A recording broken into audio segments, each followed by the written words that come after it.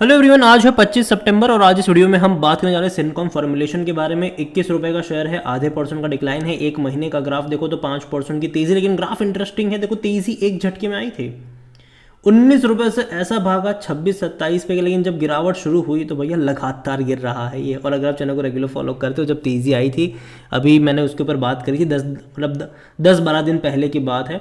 और जब तेज़ी आई थी इतनी बड़ी, मैंने कहा था कि बहुत जल्दी करेक्शन भी आएगा और ये वहीं पर आएगा जहाँ से ये शुरू हुआ था, और अभी वही देखने को मिल भी रहा है। और बात करना बनता भी है कि चल क्या रहा है यहाँ पर, कंपनी कैसी है, लॉन्ग टर्म शॉर्ट टर्म का आउटलुक कैसा इसका नज़र आ रहा है, भरोसा कर सकते हैं कि नहीं इसके ऊपर। तो देखिए, वीडियो को शुरू करो उससे पहले अगर आपने अभी तक चैनल को सब्सक्राइब नहीं किया तो प्लीज़ अभी इसे सब्सक्राइब जरूर कर लीजिए। 21 रुपये का शेयर है, 5% की तेज़ी एक महीने में, लेकिन ग्राफ इंटरेस्टिंग। तेज़ी एक्चुअली में देखा जाए तो भाई साहब इसने 30% की मतलब तेज़ी दिखा दी थी, उससे ज़्यादा की तेज़ी यहाँ पर आई थी। लेकिन बाद में हुआ क्या, वही जो हर बार होता है, वापस से वहीं पर आ गया जहाँ से ये शुरू हो रहा था। एक साल का ग्राफ देखो तो तेज़ी अच्छी है, 150% का ग्रोथ है। लेकिन अगर आप इसे ग्राफ ऑब्जर्व करोगे तो जब भी बड़ी तेज़ी आई है, बाद में बड़े करेक्शन से गुजरा है, लंबे समय तक कंसोलिडेट करा है ये, फिर एक बहुत बड़ी तेज़ी आई और यहाँ पर आप देख रहे हो कि वापस से गिरावट देखने को मिल रही है। और अभी भी ये गिरावट रुकी नहीं है और ना ही रुकेगी, कुछ और टाइम यहाँ पर लग सकता है। शायद हो सकता है कि वापस ये 15-16 की रेंज में ज़्यादा नजर आ जाए, वहाँ से फिर से एक सपोर्ट बनेगा, फिर से कुछ टाइम वहाँ पर बिताएगा, फिर तेज़ी दिखाने के लिए तैयार भी हो जाएगा। कंपनी बुरी नहीं है, छोटी कंपनी है, प्रॉफिटेबल कंपनी है, छोटी सी फार्मा कंपनी है, प्रॉफिटेबल कंपनी है, अच्छी बात है ये। और जहाँ तक इसके वॉल्यूम्स की बात करें तो आज 55 लाख के आसपास को यहाँ पर शेयर जो है वो ट्रेड होते नजर भी आए। कंपनी के बारे में देखा जाए तो छोटी सी मतलब फार्मा कंपनी है।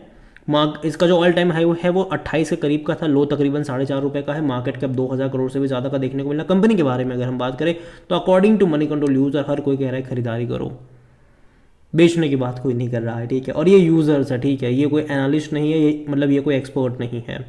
अगर मैं भी यहाँ पर देना चाहूँ तो मैं भी यहाँ पर बाय सेल खोल दे सकता हूँ, आप भी अगर देना चाहो तो आप भी यहाँ पर जाके दे सकते हो। और यहाँ पर सिर्फ 8 इन्वेस्टर का ही व्यूज़ नज़र आ रहा है। अगेन ये नॉर्मल इन्वेस्टर्स हैं। और जहाँ तक बात करी जाए इनके डिविडेंड्स के बारे में, तो हालांकि 2022 में इसने आखिरी बार पे करा था और इससे पहले भी इसने 2017 में पे करा था। ये देखिए, 17 के बाद 18, 19, 20, 21 तक पे नहीं करा, 22 में पे करा, 23, 24 में अभी भी इसने कोई डिविडेंड पे नहीं करा है। और मुझे लगता है कि शायद नहीं पे करेंगे। बीच में हो सकता है कि 1-2 साल बाद फिर से शायद एक बार पे कर दे, बीच में वापस से 2-3 साल पे करना बंद भी कर देंगे, ये होगा यहाँ पर। कंपनी अगर आप देखो तो पैसा तो इनका रेवेन्यू है अच्छा, अगर आप देखो तो इनके रेवेन्यू में ग्रोथ ज़रूर आई है, लेकिन उतनी नहीं आई जितने इनके प्रॉफिट्स में, इनके शेयर प्राइस में ग्रोथ हमने देखी है एक साल में। सेम चीज़ प्रॉफिट को लेकर है, अच्छी खासी मैं ग्रोथ कहूँगा कि यहाँ पर देखने को मिल ज़रूर रही है।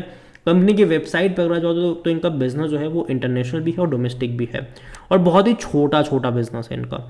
अगर मैं इनका इंटरनेशनल बिजनेस अगर आप जाओ इनकी प्रोडक्ट के बारे में देखो तो कई सारी प्रोडक्ट है, जिनमें से टैबलेट से लेकर कैप्सूल से लेकर ऑइंटमेंट से लेकर इंजेक्शन से लेकर चीज़ें कंपनी बनाती है। इवन जो मल्टीविटामिन्स होते हैं, ठीक है, इंडिया में अगर आप देखोगे तो वो भी कंपनी करती है, ठीक है। अगर आप इनके मल्टीविटामिन्स की तरफ देखने की कोशिश करेंगे तो मल्टीविटामिन्स बनाने वाली भी कंपनी है, जैसे कि विटामिन बी मतलब B12 हो गया, अलग अलग तरीके की जो मल्टीविटामिन्स है वो ये कंपनी बनाती भी है। कई सारी प्रोडक्ट हैं इनकी, लेकिन अगेन उतनी ज़्यादा वेल फेमस प्रोडक्ट इनकी नहीं है। और जेनरिक मेडिसिन भी कंपनी बनाती है, लेकिन उतनी ज़्यादा वेल फेमस इनकी प्रोडक्ट नहीं है। और जहाँ तक वैल्यूएशन के बारे में देखिए तो देखो, देखने में आपको सस्ता लग सकता है 21 रुपये 22 रुपये, लेकिन एक्चुअली में महंगा है। इसका 71 का पी है, इसका सेक्टर पी 52 का है, महंगा डेफिनेटली है ये। तो करेक्शन तो बनता है यहाँ पर, और अगर गिर कर ये 15-16 की रेंज में आएगा तो कहीं ना कहीं वहाँ पर सस्ता हो जाएगा, वहाँ पर खरीदारी के मौके बनते हुए वहाँ पर नज़र आएंगे। और कोई भी एनालिस्ट अपनी राय यहाँ पर नहीं दे रहा है, और जनरली ऐसी कंपनियों में कोई भी एनालिस्ट अपनी राय नहीं देता है, अवॉइड ही करता है। और फाइनेंशियल्स अगर हम देखें इस कंपनी के तो अच्छे हैं। अगर आप स्पेसिफिकली देखोगे तो इनके रेवेन्यू में अच्छा ग्रोथ है, इनके प्रॉफिट में भी धीरे धीरे ग्रोथ आ रहा है। जैसे कि जून 2023 में जहाँ 61-62 करोड़ का रेवेन्यू था और तकरीबन 4.5 करोड़ का प्रॉफिट था, सितंबर में बढ़ के 68 करोड़ का रेवेन्यू हो गया, प्रॉफिट 6.5 करोड़ हो गया। दिसंबर में वही रेवेन्यू 70 करोड़ चला गया और प्रॉफिट 7 करोड़ हो गया।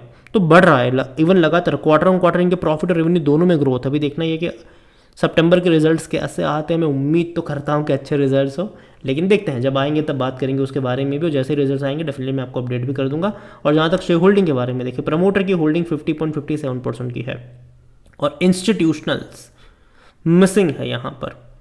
म्यूचुअल फंड के पास कुछ भी नहीं है, डोमेस्टिक के पास भी कुछ भी नहीं है, एफआईएल्स के पास थोड़ी सी होल्डिंग है 0.09% की।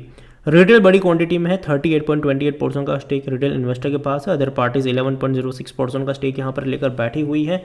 अब देखिए रिटेल इन्वेस्टर जिस दिन मतलब सॉरी जो इंस्टीट्यूशंस हैं, जिस दिन ये कंपनी इंस्टीट्यूशंस के रडार पर आ गई तब तो फिर लॉन्ग टर्म का खेल यहाँ पर बनता है, तब चीज़ें बेहतर हो जाएगी यहाँ पर।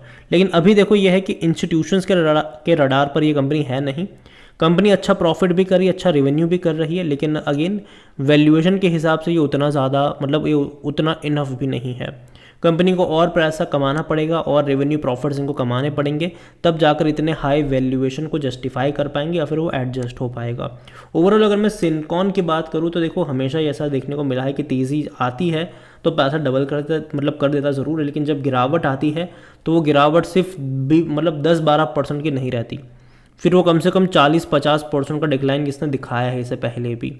तो यहाँ पर भी मैं कुछ ऐसा ही एक्सपेक्ट कर रहा हूँ कि 40-50 नहीं, लेकिन एटलीस्ट यहाँ पर एटलीस्ट मैं 30% का डिक्लाइन तो एक्सपेक्ट कर ही रहा हूँ, जो कि ऑलरेडी 20-25% का तो हम देख ही चुके। 27 के लेवल से अगर आप देखोगे तो ऑलरेडी यहाँ पर 20 या फिर 25% का डिक्लाइन आ चुका है। लेकिन फिर भी अगर मैं इसका ग्राफ देखूँ तो कहीं ना कहीं किसी न किसी लेवल पर अभी भी कोई बेस सपोर्ट बनता नज़र नहीं आ रहा है। जो नेक्स्ट सपोर्ट यहाँ पर नज़र आ रहा है वो 15 और 16 की रेंज में है, 15 से 17 की रेंज में मान के चलो वहाँ पर है। और अगर ये उस रेंज के आसपास जाता है तब एक बाइंग इंटरेस्ट जो है वो जनरेट हो सकता है, तो वहाँ पर आपकी नज़र होनी चाहिए। और अगेन ये मेरा पर्सनल ओपिनियन है, कोई भी इन्वेस्टमेंट एडवाइस नहीं है ये। वीडियो को यहीं पे एंड करता हूँ। पसंद आया हो तो लाइक करो, शेयर करो, चैनल पर अगर पहली बार है तो प्लीज़ सब्सक्राइब करें। और सिनकॉम फॉर्मुलेशन के बारे में आप क्या सोचते हैं वो भी आप मुझे कमेंट में लिख के बता सकते हैं। Thank you.